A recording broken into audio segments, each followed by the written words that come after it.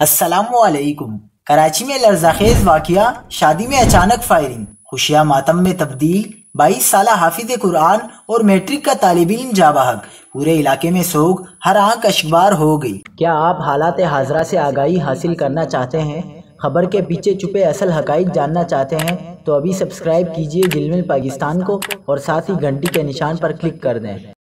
آپ کو بتاتے چلیں کہ کراچی کے علاقے بنارس پٹھان کالونی ربانی محلے میں شادی کی تقریب میں ہوائی فائرنگ سے حافظ قرآن نوجوان اسرار ولد باچا زادہ جاں بحق ہو گیا۔ پولیس کے مطابق شادی کی تقریب میں ہوائی فائرنگ سے جاں بحق ہونے والے نوجوان اسرار کو 2 گولیاں سر پر، 1 بازو میں اور 1 گولی سینے پر لگی ہے۔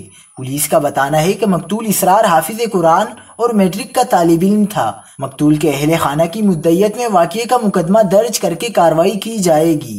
نوجوان اسرار کی ناگہانی موت پر علاقے میں کوہرام، فضا سوگوار اور ہر آنکھ اشکبار ہو گئی۔